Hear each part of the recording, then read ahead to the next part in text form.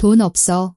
파티는 없어. 남편은 자기 생일 일주일 전에 그렇게 선언했다. 하지만 나는 그의 외투 주머니에서 내 카드로 70만 원이 결제된 레스토랑 예약증을 발견했다.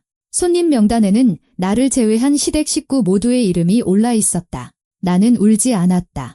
대신 미소를 지으며 전화를 한 통 걸었다. 그들은 이 파티를 평생 잊지 못할 것이다. 청취자 여러분, 본격적인 이야기에 앞서 잠시 여러분이 어디서 이 방송을 듣고 계신지 여쭤봐도 될까요? 여러분이 계신 곳을 알게 되면 우리 공동체가 더욱 가깝고 생생하게 느껴지거든요. 미리 감사드리며 즐거운 청취 바랍니다. 11월의 저녁은 대구 시내의 비 섞인 눈으로 축축한 담요를 덮어 씌웠다. 박선영 씨는 무거운 식료품 봉지를 들고 아파트 5층 계단을 오르며 이 지긋지긋한 부츠를 어서 벗어 던질 생각만 했다. 그녀는 3층에서 잠시 멈춰서서 한 달째 고장난 엘리베이터가 있는 차가운 복도 벽에 등을 기댔다. 눈을 감고 숨을 골랐다. 답답한 사무실에서 8시간 동안 서류 더미에 앉아 있었더니 등이 욱신거렸다. 다리는 퉁퉁 부었고 머릿속에서는 하루 종일 타이핑했던 공문서의 문구 조각들이 맴돌았다. 완전 고물 다 됐네. 그녀는 관자놀이를 따라 땀이 흐르는 것을 느끼며 중얼거렸다. 복도는 추웠지만 집에 들어서자 언제나처럼 텔레비전 소리가 그녀를 맞았다. 남편 민주는 안락의자에 앉아 휴대폰에 콜을 받고 있었고 거실 테이블 위에는 새우깡 봉지가 뒹굴고 있었다. 현관문이 쾅 닫히는 소리에도 그는 고개조차 돌리지 않았다. 그는 선영의 인사에 짧게 대꾸하며 휴대폰 화면을 계속 넘겼다. 선영은 말없이 부엌으로 걸어가 식탁 위에 봉지를 내려놓고 기계적으로 식료품을 정리하기 시작했다. 유리로 된 주방 수납장 문에는 관자놀이에 희끗희끗한 새치가 보이기 시작한 지친 여자의 모습이 비쳤다. 겨우 38이었지만 그녀는 훨씬 더 늙어 보였다. 언제 이렇게 됐을까? 불타는 눈빛을 가진 젊은 아가씨가 언제 이렇게 지친 그림자로 변해버렸을까? 선영아, 거기 제육볶음 할 거지? 방에서 남편의 목소리가 들려왔다. 응, 할게. 그녀는 냉장고에서 고기를 꺼내며 대답했다.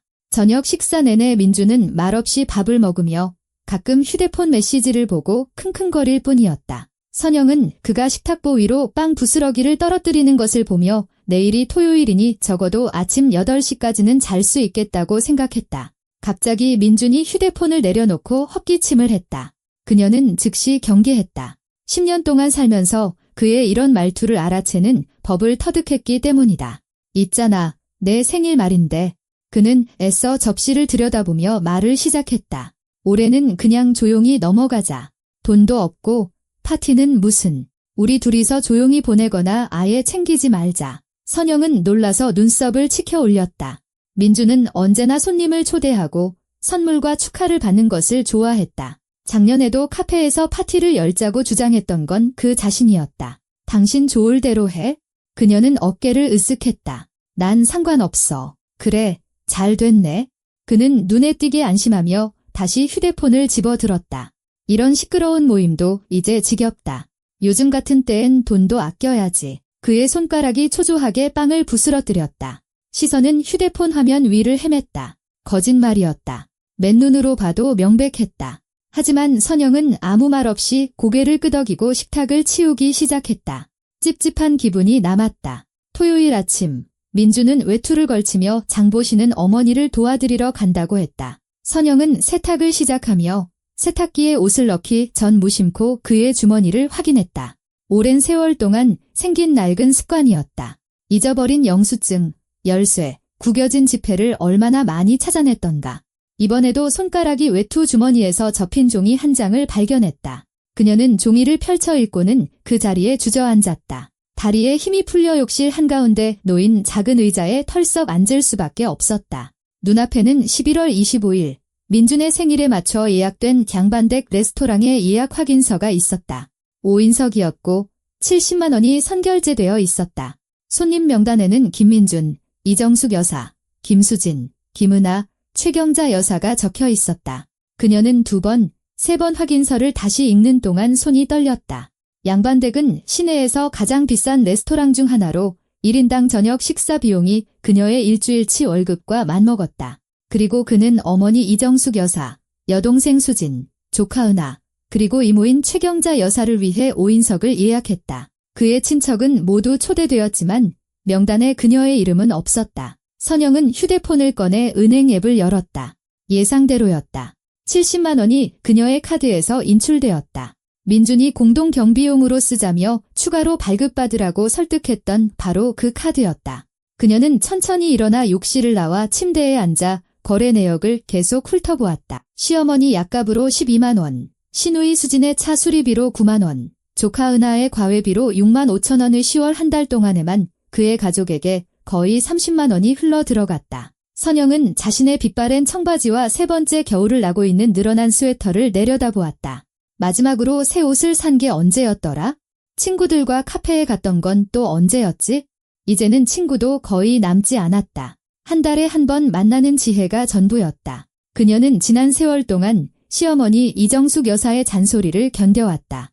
찌개가 짜다, 선반에 먼지가 있다, 옷차림이 거짓골이다. 심리학 강의 몇 개 듣고는 인생 전문가 행세를 하는 시누이 수진의 설교를 들어주었고 한 번도 고맙다는 말조차 하지 않는 버릇없는 조카 은하를 돌봐주었다. 그리고 이 모든 시간 동안 그녀는 민준이 자기 편이라고, 우리가 정말 가족이라고 생각했다. 가족 모임이 있을 때면 남편의 식구들은 늘 구석에 옹기종기 모여 선영이 끼어들 수 없는 그들만의 과거 이야기를 나누곤 했다. 시어머니는 첫날부터 아들이 더 나은 여자를 만날 수 있었다는 점을 분명히 했다. 내가 민준이 짝으로는 좀 부족하지. 언젠가 민준이 없을 때 그녀가 말했다. 그래도 이미 결혼했으니 참고 살아. 그때 그 눈빛이 어찌나 차가웠던지 선영은 아직도 그 순간을 기억했다. 그녀는 일어나 거실로 갔다. 거실 테이블 위에는 부부 공용 노트북이 놓여 있었다. 민준은 아내가 감히 자기 계정을 확인할 생각조차 못할 것이라 확신했기에 한 번도 로그아웃을 한 적이 없었다. 지난 10년 동안 그녀는 그의 휴대폰이나 이메일을 들여다본 적이 단 한 번도 없었다. 정상적인 가정에서는 남의 메시지나 뒤지고 다니지 않아 결혼 첫 해에 그가 말했다. 그건 편집증이고 무례한 짓이야. 그녀는 그 말을 믿었다. 무조건적으로 신뢰했다. 하지만 이제 모든 것이 변했다. 선영은 메신저를 열어 지난 한 달간 그가 여동생과 나눈 대화를 찾았다. 그녀가 읽은 내용은 레스토랑 예약보다 더 큰 충격이었다. 오빠, 이제 슬슬 선영 언니한테 청계리에 있는 집 팔라고를 줘야 하지 않아? 수진이 쓴 글이었다. 거기 땅도 넓잖아. 최소 9천만 원은 받을 텐데. 우리 식구끼리 나눠야지. 응, 나도 생각하고 있었어. 민준이 답했다. 조심스럽게 그쪽으로 유도해야 해. 걔 감상적이라 버틸 텐데 내가 설득하면 돼. 알잖아. 하긴 언니가 오빠 말은 잘 듣지? 엄마도 그날가 빠진 헛간 좀 이제 처분하라고 하시더라. 언제까지 붙들고 있을 거야? 선영은 노트북을 덮었다. 마치 마음속 마지막 끈이 툭 끊어지는 느낌이었다. 청계리에 있는 할머니, 할아버지의 집은 그녀의 가족에게서 남은 유일한 것이었다. 작고 기울어져 지붕에서는 비가 샜지만 오롯이 그녀의 것이었다. 그런데 그들은 그녀의 의견은 묻지도 않고 벌써 자기들끼리 그 집을 나누고 있었다. 모든 것이 제자리를 찾았다. 아이를 갖지 말자고 설득하던 민준의 모습이 떠올랐다. 아이 있으면 힘들고 돈도 많이 들어. 어쩌면 이게 더 나을지도 몰라. 그녀가 문제에 대해 이야기하려 할 때마다 그가 어떻게 외면했는지도 생각났다. 선영아, 너 과장하는 거야? 엄마는 그냥 농담한 거라고. 너 인색하게 굴 거야? 다 가족이잖아. 내가 너무 예민한 거야? 선영은 지혜에게 전화를 걸었다.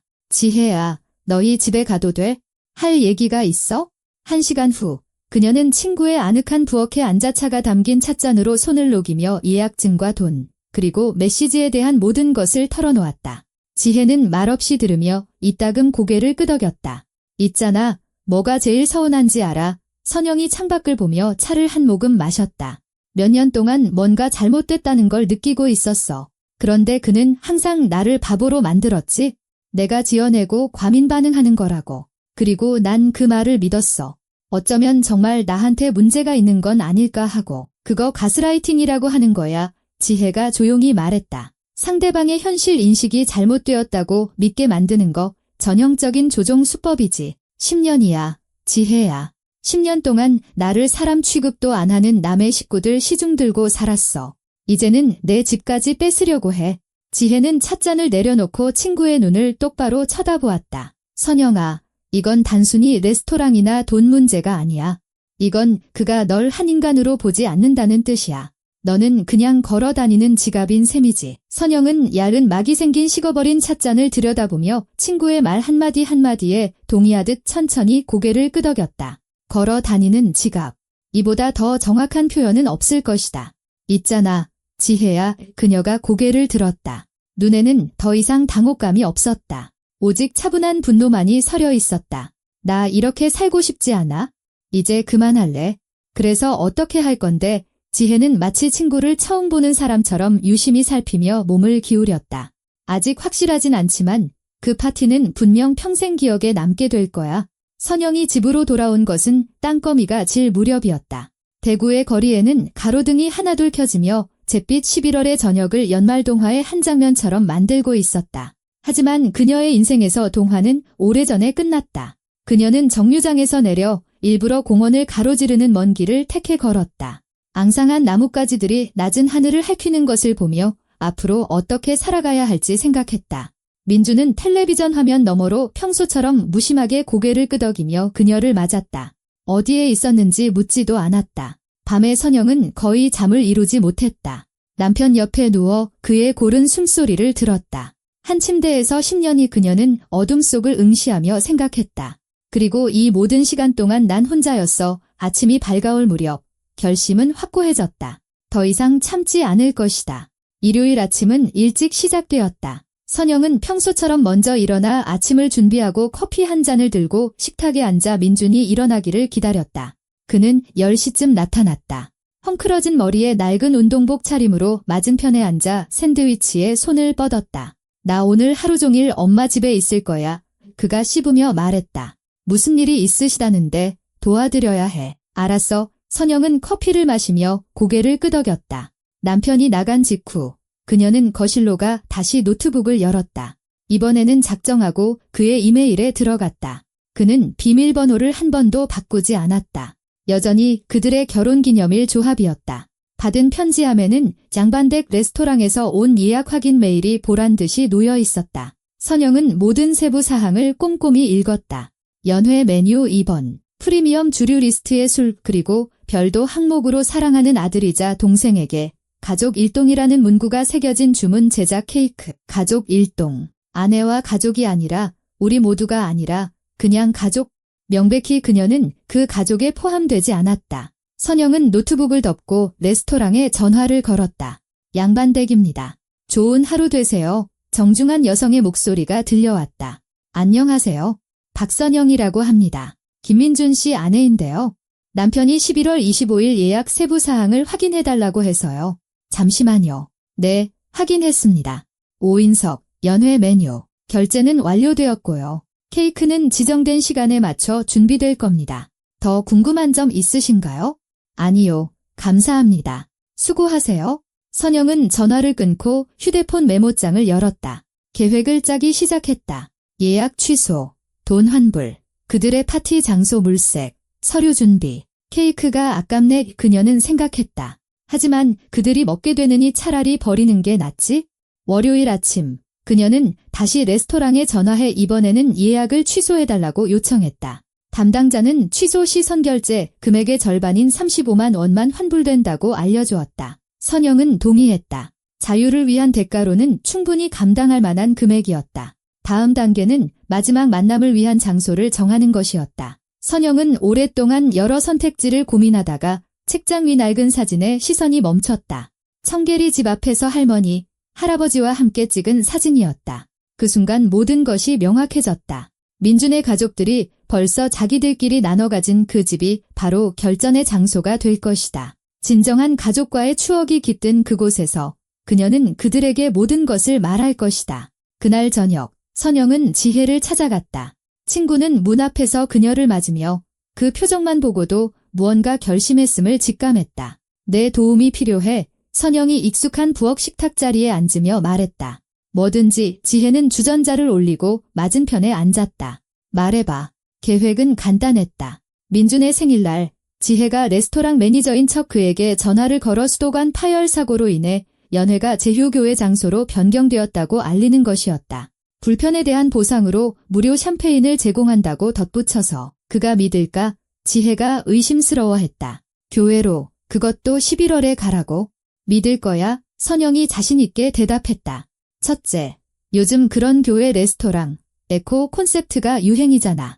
둘째, 공짜 샴페인이라면 절대 그냥 지나치지 않을걸? 그리고 가장 중요한 건 그는 너무 자신만만해서 확인 전화 같은 건 할 생각도 안 할 거야. 가족들 모으고 차에 나눠 타다 보면 전화할 시간도 없을 거고. 지혜는 감탄과 약간의 두려움이 섞인 눈으로 친구를 보며 고개를 저었다. 선영아, 너 정말 다 계획했구나. 이건 충동적인 게 아니야. 정말 끝까지 갈 셈이구나. 10년 동안 생각했어. 지혜야. 이제 됐어. 수요일, 선영은 회사에 집안일이 있다고 말하고 연차를 냈다. 민주는 그녀가 평소보다 일찍 나간 것조차 알아채지 못했다. 청계리로 가는 버스는 눈 덮인 언덕 사이를 구불구불 1시간 반을 달렸다. 선영은 창가에 앉아 스쳐 지나가는 풍경을 바라보며 기이한 평온함을 느꼈다. 결정은 내려졌고 계획은 세워졌다. 돌아갈 길은 없었다. 마을은 고요함과 굴뚝에서 피어오르는 연기 냄새로 그녀를 맞았다. 집은 밭 뒤편 한적한 곳에 낡은 자작나무에 둘러싸여 서 있었다. 선영은 대문을 열고 기울어진 툇마루에 올라서서 열쇠를 꺼냈다. 문은 삐걱거리며 열렸고 그녀를 서늘하고 어두운 현관으로 들여보냈다. 안에서는 눅눅함과 오래된 나무 냄새가 났다. 선영은 안방으로 들어가 덧문을 열자 희미한 11월의 햇살이 겨우 어둠을 걷어냈다. 모든 것이 할머니가 계실 때와 똑같았다. 수놓은 식탁보가 덮인 둥근 상, 구석에 아궁이, 벽에 기댄 낡은 소파, 장식장 위에는 나무 액자에 담긴 사진들이 놓여 있었다. 할머니와 할아버지의 금혼식 사진, 선영의 부모님 결혼식 사진, 그리고 할아버지 품에 안겨 따은 머리를 한 어린 시절의 그녀. 하루 종일 그녀는 집을 정리했다. 먼지를 닦고 바닥을 쓸고 아궁이에 불을 지폈다. 저녁이 되자 집은 따뜻하고 제법 아늑해졌다. 선영은 식탁에 앉아 보온병에 담아온 차를 마시며 바로 이 벽 안에서 자신이 항상 사랑받고 필요한 존재라고 느꼈음을 생각했다. 그리고 바로 이곳에서 그녀는 실패한 결혼 생활에 막을 내릴 것이다. 금요일, 민준의 생일 하루 전, 선영은 변호사를 찾아갔다. 50대쯤 되어 보이는 여성 변호사는 수년간 수백 건이 비슷한 사연을 겪어온 사람답게 그녀의 이야기를 노트에 메모하며 주의 깊게 들었다. 자녀는 없으시고요. 변호사가 확인했다. 네. 아파트는 대출이 남아있나요? 네. 그런데 6개월치만 남았어요. 알겠습니다. 무엇을 원하시죠? 재산 분할하고 각자 살고 싶어요. 저는 그의 지분을 사들여서 아파트에 남고 싶습니다. 가능합니다. 변호사는 서류 양식을 꺼내며 고개를 끄덕였다. 가능해요. 아파트 감정평가 후에 지분을 정하고 그에게 절반을 지급하시면 됩니다. 대출을 받거나 모아둔 돈을 사용하실 수 있겠네요. 정황상 불균등 분할을 요구할 근거는 없어 보입니다. 공동으로 형성한 재산은 절반씩 나눕니다. 그걸로 만족해요. 선영은 펜을 들었다. 어디에 서명하면 되죠? 확실하신가요? 변호사는 안경 너머로 그녀를 유심히 쳐다보았다. 혹시 대화를 시도해보는 건 어떠세요? 평화롭게 해결하는 편이. 시도했어요. 10년 동안이나요. 그는 알아채지도 못했어요.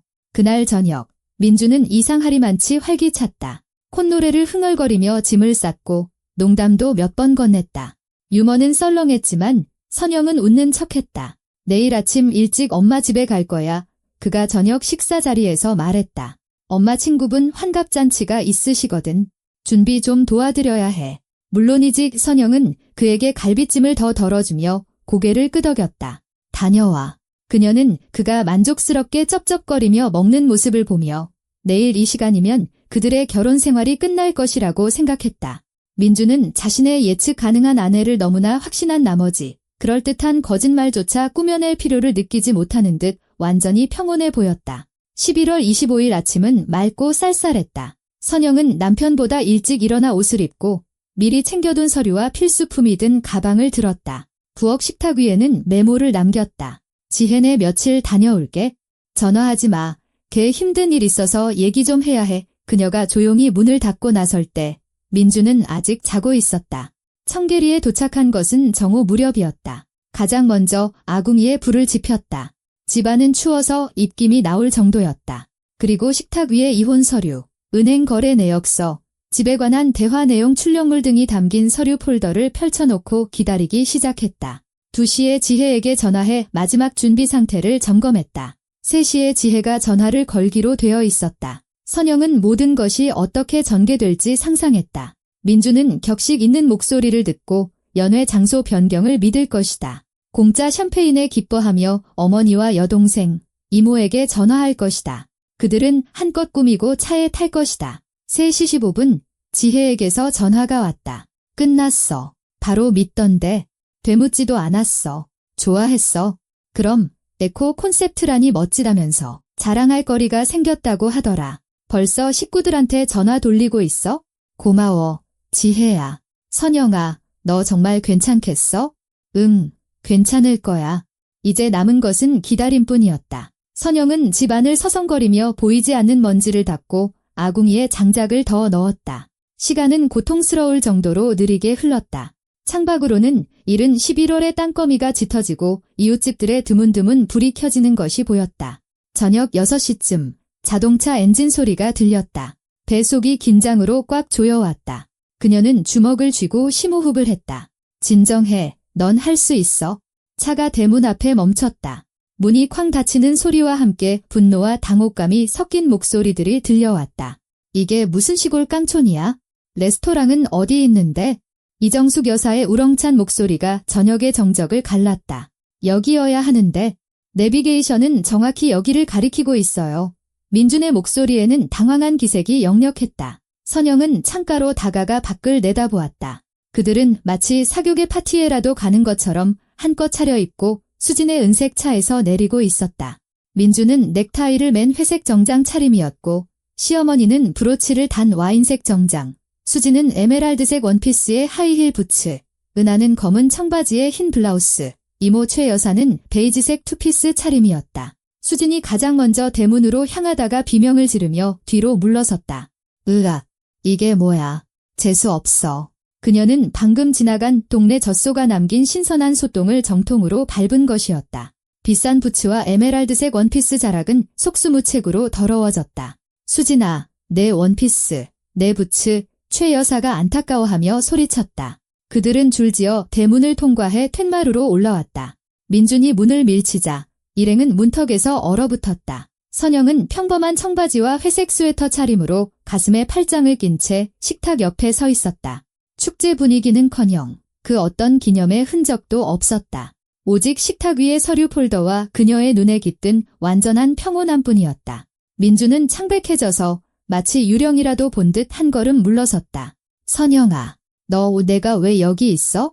기다리고 있었어요. 선영은 한치의 흔들림도 없는 차분한 목소리로 대답했다. 들어오시든가 거기 계속 서 계시든가요? 가족들은 서로를 쳐다보며 지지를 구하는 듯 했다. 하지만 선택의 여지는 없었다. 차가운 11월의 바람이 그들을 안으로 몰아넣었다. 그들은 방으로 들어섰다. 수지는 원피스 자락을 붙잡고 걸음마다 얼굴을 찌푸렸다. 시어머니는 평소보다 입술을 더 굳게 다물었다. 이게 무슨 서커스야? 아주 정신이 나갔구나. 가장 먼저 참지 못한 것은 시어머니였다. 그녀는 낡은 소파 끝에 걸터앉아 경멸적인 시선으로 주위를 둘러보았다. 레스토랑은 어디 있고? 우리가 여기서 대체 뭘 하고 있는 거냐고? 선영은 조용히 폴더에서 예약 확인서 출력물을 꺼내 모인 사람들 앞에 펼쳐 보였다. 양반댁 레스토랑 11월 25일 저녁 7시 5인석 김민준, 이정숙 여사, 김수진, 김은아, 최경자 여사, 선결제 70만 원째 카드로요. 선영아, 내가 오해한 거야? 이건 그게 민준이 말을 시작했지만 그녀는 손을 들어 그를 막았다. 제 말 먼저 끝까지 들으세요. 지난 1년 동안 제가 당신네 가족에게 송금한 돈이 16만 5천 원이에요. 선물은 빼고 제가 당신네 가족 행사 비용을 다 냈던 건 제외하고요. 내가 감히 남의 메시지를 훔쳐봐. 이정숙 여사가 소파에서 벌떡 일어나며 소리쳤다. 그리고 이건요. 선영은 다음 출력물을 꺼냈다. 제 집에 대한 당신들의 계획이죠. 우리 식구끼리 나눠야지. 걔 순종적이니까 설득하면 돼. 더러워진 부츠를 신은 채 문턱에 서 있던 수진이 악에 받친 목소리로 내뱉었다. 내가 뭔데 우리를 이런 깡촌으로 끌고 와?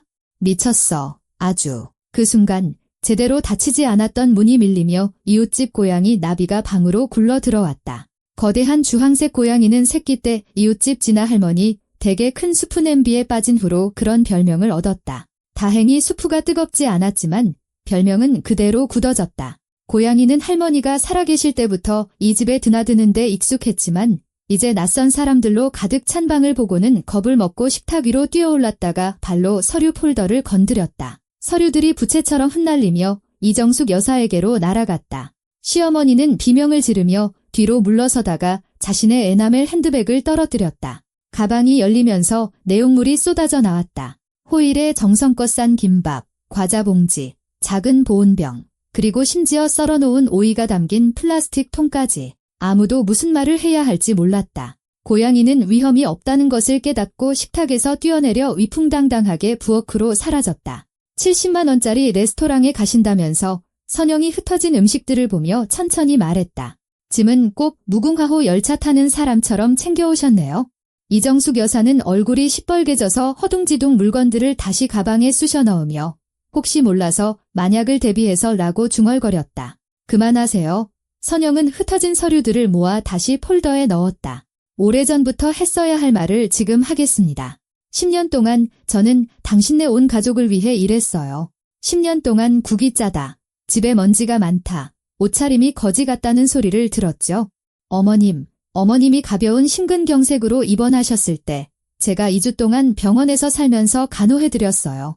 그런데 한 달 뒤에 손님들 앞에서 제가 매실차 하나 제대로 못 담근다고 하셨죠. 그냥 농담으로 한 말이었어. 시어머니가 중얼거렸지만 선영은 말을 이었다. 수진 씨, 내가 차 수리비 줬고 그 다음엔 학원비, 그 다음엔 휴가비까지 줬어요. 단 한 푼도 갚지 않으면서 가족 저녁 식사 때마다 나한테 인생을 가르치려 들었죠.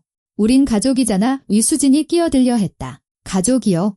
내가 회사에서 잘렸을 때 누가 도와줬죠? 지혜가요. 제가 폐렴으로 입원했을 때 누가 찾아왔죠? 지혜요. 당신들은요? 전화 한 통 없었잖아요. 그러다 돈 필요할 때만 되면 제가 갑자기 가족이 됐죠. 선영은 그동안 바닥만 쳐다보며 침묵하던 민준에게로 돌아섰다. 그리고 당신, 내 돈으로 당신 생일 파티를 하려고 했어? 당신 친척은 다 초대하고 사랑하는 아들이자 동생에게 가족 일동이라고 쓴 케이크까지 주문했더군. 내 이름은 언급조차 안 됐어. 10년이야. 민준 씨, 10년 동안 나는 당신에게 하녀였고 현금 인출기였고 당신 어머니를 위한 공짜 간병인이었어. 그리고 당신은 내가 영원히 모를 거라고 생각했겠지. 선영아, 그건 서프라이즈였어. 나는 그가 변명하려 했지만 그녀가 말을 잘랐다. 서프라이즈, 걔 순종적이니까 설득해서 집 팔게 하면 돼. 이것도 서프라이즈야? 그동안 구석에 서 있던 은하는 고개를 숙였다. 최 여사는 초조하게 손수건을 만지작거렸다. 아무도 감히 입을 열지 못했다. 저는 더 이상 이 가족의 일원이 되고 싶지 않아요. 선영은 폴더에서 마지막 서류를 꺼냈다. 이혼 소장. 순순히 서명하면 빨리 끝날 거고 서명 안 하면 소송으로 갈 거예요. 아파트는 제가 매입할게요. 당신 지분은 돈으로 받게 될 거고요. 이제 변호사를 통해서만 연락하세요. 그녀는 민준 앞에 서류를 내려놓고 가방을 들고 출구로 향했다. 남편이 벌떡 일어나 그녀의 팔을 붙잡았다. 너 아무데도 못 가. 우리 지금 집에 가서 제대로 얘기해. 선영은 먼저 그의 손을, 그 다음에는 그의 눈을 쳐다보았다. 두려움 없이 차분하게. 손마 20분 안에 내가 지혜한테 전화 안 하면 지혜가 경찰에 신고할 거야. 우리 대화 녹음 파일도 가지고 있어? 민주는 천천히 손가락을 풀었다. 그들은 서로를 마주보고 섰다. 함께한 10년, 그리고 이제는 완벽한 타인. 그의 눈에서 선영은 분노와 당혹감, 어쩌면 두려움까지 읽었지만 사랑은 없었다. 아마도 처음부터 없었을 것이다. 문턱에서 그녀는 돌아섰다. 참, 레스토랑 예약은 취소했어요. 돈 절반은 돌려받았고요. 원하시면 여기서 축하하셔도 돼요. 이 집은 제 집이지만 오늘 저녁은 제가 선물로 드리죠. 무료로요. 생일 축하해, 민준 씨. 등 뒤에서 시어머니의 절규가 터져나왔다. 민준아, 쟤를 저렇게 그냥 보내게 둘 거야? 하지만 그는 말이 없었다. 선영은 쌀쌀한 저녁 공기 속으로 나와 휴대폰을 꺼내 시내로 가는 택시를 불렀다. 차를 기다리는 동안 대문 옆에 서서 이제는 전남편이 된 그의 가족들이 허둥대는 모습이 비치는 집에 불 켜진 창문을 바라보았다. 마음이 가벼웠다. 기쁘지도 슬프지도 않았다. 그저 오랜 병을 앓고 난 후 마침내 열이 내렸을 때처럼 가벼웠다. 나중에 지혜는 눈물을 흘리며 웃으면서 그날 밤의 뒷이야기를 들려주었다. 그 일행이 어떻게 그 시골 마을에서 빠져나왔는지. 알고 보니 너무 멀고 길이 험해서 어떤 택시 앱도 청계리까지 차를 보내주지 않았다. 수진이 자기 차 시동을 걸려고 했지만 추위에 배터리가 방전됐는지 시동이 걸리지 않았다. 결국 그들은 동네 최씨 할아버지가 3만 원을 받고 태워준 낡은 봉고차를 타고 국도까지 나와야 했다. 파티 복장을 한 5사람이 낡은 라디오에서 흘러나오는 트로트 가락을 들으며 울퉁불퉁한 길을 덜컹거리며 갔다고 했다. 와인색 정장을 입은 시어머니, 더러워진 부츠를 비닐봉지에 담은 수진, 구겨진 회색 정장을 입은 민준. 화려한 레스토랑으로 향하던 그들은 결국 시골 봉고차를 타고 떠났다. 그날 저녁 이후 며칠 동안 선영은 지혜의 집에서 지냈다. 민주는 끊임없이 전화를 걸어왔다. 그녀는 받지 않다가 결국 그의 번호를 차단했다. 시어머니와 시누이의 번호도 마찬가지였다. 월요일 아침 법원으로 가 이혼 서류를 제출했다. 밤에는 거의 잠을 자지 못했다. 그날 저녁의 사건들을 머릿속으로 되감아보며 그들의 표정과 자신의 말을 떠올렸다. 때로는 너무 심했나? 대화를 시도해봤어야 했나? 하는 의문이 들기도 했다. 하지만 10년간의 굴욕과 이용, 거짓말을 떠올리면 모든 것이 옳았다는 것을 깨달았다. 일주일 후 모르는 번호로 메시지가 왔다. 선영 이모, 은하예요. 메시지 드려서 죄송해요. 저는 이모가 초대받지 못했다는 걸 몰랐어요. 정말 몰랐어요. 이모가 일 때문에 바빠서 오고 싶어 하지 않으셨다고 들었어요. 그날 마을에서 진실을 알았을 때 너무 부끄러웠어요. 엄마랑 할머니 모두 때문에요. 저희를, 아니, 그들을 용서해주세요. 저는 그렇지 않아요. 괜찮으시다면 답장 주세요. 선영은 오랫동안 휴대폰 화면을 들여다보았다. 19살 부모를 신이 아닌 결점이 있는 평범한 인간으로 보기 시작하는 나이. 그녀는 짧게 답장했다. 고마워, 은하야. 너는 아무 잘못 없어. 몸 조심해. 1월에 재판이 열렸다. 선영은 변호사와 함께, 민주는 자기 변호사와 함께 출석했다. 그는 어머니가 아파트 계약금을 보태주었다고 주장하며 재산의 균등 분할에 이의를 제기하려 했다. 서류상 증거가 있습니까? 판사가 물었다. 민주는 머뭇거렸다. 시어머니의 도움은 한 번도 없었기에 서류가 있을 리 없었다. 계약금은 선영이 월급을 쪼개 모은 돈이었다. 법원의 판결은 예측 가능했다. 혼인은 파기되고 아파트는 분할 대상이 되었다. 선영은 전 남편의 지분을 시가로 매입할 권리를 얻었다. 재판 전에 민준이 복도에서 그녀에게 다가왔다. 선영아, 내가 정말 떠날 줄은 몰랐어. 우리 다시 시작해보자. 내가 변할게. 정말이야. 그녀는 그를 쳐다보았지만 아무것도 느끼지 못했다. 분노도, 고통도, 진한 애정의 그림자조차도 없었다. 아니, 민준 씨, 나는 10년 동안 시도했어. 이제 됐어. 재판이 끝나고 그녀는 지혜에게 전화했다. 다 끝났어. 공식적으로 자유야. 선영은 대출을 받아 민준의 지분을 매입했다. 그는 짐을 싸서 떠났다. 그녀는 이제 완전히 자신의 것이 된 아파트에 남았다. 새로운 삶이 시작되었다. 가장 먼저 선영은 변호사 비용으로 빌렸던 돈을 지혜에게 갚았다. 그 다음엔 인테리어를 새로 했다. 민준이 주장했던 실용적인 베이지색이 아닌 그녀 자신이 원했던 스타일로. 벽은 시원한 민트색으로 칠하고 새 가구를 들이고 고리타분한 고전 명화 복제품이 아닌 그녀가 좋아하는 그림들을 걸었다. 오랫동안 시간과 돈이 없어 미뤄왔던 운전면허 학원에 등록했다. 한 번에 합격했고 중고지만 튼튼한 마쓰다 차를 샀다. 일주일에 3번 수영장에 갔다. 무른 마음을 진정시키고 무중력의 느낌을 주었다. 그리고 스스로도 놀랐지만 사격 클럽에 등록했다. 그건 왜? 지혜가 놀라워했다. 배우고 싶어서. 선영은 어깨를 으쓱했다. 그냥 하고 싶어. 몇 달 후 지혜가 그녀의 훈련을 보러 왔다. 그들은 사격장에 서 있었고 선영은 권총을 제대로 잡는 법과 조준하는 법을 설명해주고 있었다. 있잖아. 이 지혜가 교활하게 눈을 가늘게 떴다. 내 관역을 가져와도 돼? 무슨 뜻이야? 지혜는 미리 인수해온 어떤 가족 행사에서 찍은 이정숙 여사의 사진을 꺼냈다. 사진 속 시어머니는 평소의 그 표정이었다. 꾹 담은 입술, 쏘아보는 듯한 시선. 진심이야. 선영이 웃음을 터뜨렸다. 왜? 이것도 테라피지. 스트레스 풀어. 선영은 고개를 저었지만 사진을 받아 관역에 붙였다. 그리고 조준한 뒤 정확히 이마에 한 발을 쏘았다. 오, 지혜가 환호했다. 이건 국이 짜다에 대한 복수야. 다음 발은 어깨에 맞았다. 이건 집에 먼지가 많다에 대한 복수. 그들은 미친 듯이 웃었다. 선영은 한 발 더 쏘았지만 빗나갔다. 에이, 빗나갔네. 괜찮아. 나 하나 더 있어. 지혜는 두 번째 사진을 꺼냈다. 어떤 회식 자리에서 샴페인 잔을 들고 의기양양한 미소를 짓고 있는 민준의 사진이었다. 관역에 붙였다. 선영은 조준하고 쏘아 정확히 코에 명중시켰다. 됐어. 지혜가 연극처럼 외쳤다. 이제 코 없는 신세가 됐으니 아내를 괴롭히면 어떻게 되는지 알겠지? 그들은 눈물이 나고 배가 아플 때까지 웃었다. 그리고 근처 카페로 가서 와인을 마시며 그날 밤 마을에서의 일을 회상했다. 있잖아. 선영이 와인잔을 보며 말했다. 나 그 사람들한테 화 안 나. 정말이야. 그냥 더 이상 내 머릿속에 자리를 차지하지 않을 뿐이야.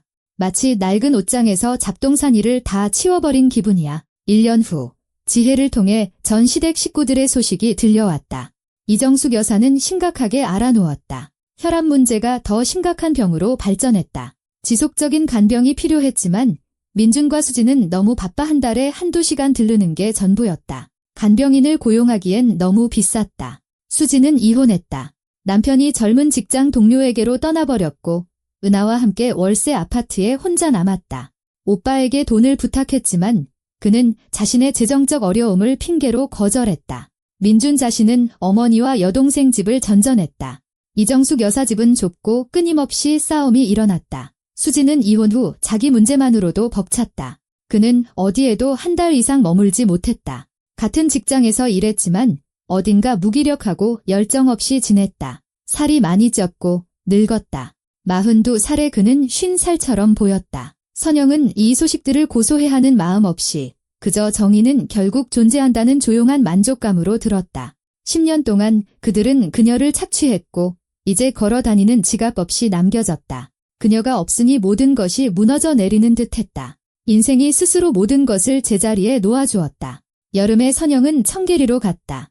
이제는 자신의 차를 몰고 자신의 의지로 숲을 가로지르는 길은 아름다웠다. 소나무 가지 사이로 햇살이 쏟아졌고 열린 창문으로는 소나무 향기와 들꽃 냄새가 밀려 들어왔다. 집은 새로워진 모습으로 그녀를 맞았다. 봄의 주말을 이용해 몇 번 와서 창틀을 하얗게 칠하고 기울어진 툇마루를 고치고 입구에 작은 화단을 만들었다. 이제 플록스와 아스터가 가벼운 바람에 다채로운 머리를 흔들고 있었다. 선영은 집으로 들어가 식탁에 앉아 수놓은 식탁보를 손으로 쓸었다. 지난 가을, 그녀는 여기서 그들을 기다리며 인생에서 가장 힘든 대화를 준비했었다. 그때는 세상의 끝처럼 느껴졌지만 알고 보니 새로운 삶의 시작이었다. 그녀는 벽에 걸린 할머니와 할아버지의 사진을 보고 미소 지었다. 이 집을 남겨주셔서 감사해요. 여기서 다시 시작할 힘을 얻었어요. 휴대폰을 꺼내 활짝 핀 화단 사진을 찍어 지혜에게 보냈다. 너무 예쁘다. 바비큐 파티하러 언제 갈까? 친구가 즉시 답했다. 다음 주말이라도 당장 가지. 자리 충분해. 선영이 답했다. 대구로 돌아오는 길은 눈 깜짝할 사이에 지나갔다. 창밖으로 숲이 스쳐 지나갔다. 끝없이 펼쳐진 하늘이 지평선에서 지평선까지 뻗어 있었다. 차 안에서는 그녀가 좋아하는 음악이 흘러나왔다. 예전에는 민준이 항상 지게 무슨 싸구려 노래야. 제대로 된 라디오나 트럭을 하며 채널을 돌렸다. 이제 그녀는 듣고 싶은 것을 듣고 가고 싶은 곳을 가고 살고 싶은 대로 살았다. 내년 여름에는 바이칼 호수에 가볼 생각이었다. 혼자일 수도 있고 친구들과 함께일 수도 있다. 그리고 마음이 편안해지는 아늑한 무언가, 자신만의 작은 사업을 시작하는 꿈도 꾸었다. 새로운 남자는 찾지 않았다. 다시는 남자를 만나지 않겠다고 맹세해서가 아니라 그냥 필요하지 않았기 때문이다. 생전 처음으로 그녀는 자기 자신만으로 온전하다고 느꼈다. 누군가의 아내도 누군가의 며느리도 아닌 그냥 박선영. 그리고 이 느낌은 겪었던 모든 어려움을 보상하고도 남을 만큼 가치 있었다. 그 11월의 저녁으로부터 3년이 흘렀다. 선영은 청계리 자신의 집 베란다에 앉아 있었다. 그녀는 옆집 부지를 사들여 숲이 보이는 넓은 유리 베란다를 증축했다. 집 옆에는 4개의 객실을 갖춘 작은 펜션이 서 있었다. 할머니 댁. 그녀는 자신의 작은 사업에 그렇게 이름 붙였다. 도시 사람들은 주말에 번잡함에서 벗어나 맑은 공기를 마시고 작년에 새로 지은 사우나에서 땀을 빼기 위해 찾아왔다. 선영 이모, 사우나 장작 어디 있어요? 모퉁이에서 은하가 얼굴을 내밀었다. 그렇다. 바로 그 은하였다. 부모님이 이혼한 후 소녀는 아버지와 살았다. 여름마다 선영에게 와서 아르바이트를 했다. 손님 맞이를 돕고 관광객 응대와 아침 식사 준비를 함께 배웠다. 생각보다 똑똑하고 책임감 있으며 자기 엄마와는 전혀 다른 아이였다. 창고에 늘 있던 곳에 선영이 미소 지었다. 사무실 손님들이 저녁 식사 후에 사우나 하고 싶으시대. 알았어요. 준비할게요. 휴대폰이 울렸다. 지혜에게서 메시지가 왔다. 금요일에 렌이랑 스텔라랑 같이 갈게. 방 예약해줄까? 아니면 너희 집으로 갈까? 당연히 우리 집으로 와야지.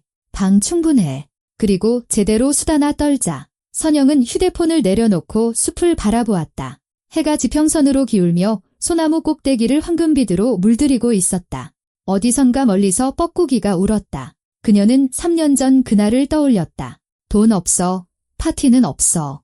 그때 민준이 그렇게 말했다. 그리고 그는 옳았다. 그 파티는 정말로 없었다. 대신 평생 동안 이어질 축제가 시작되었다. 그녀 자신의 삶이라는 축제가.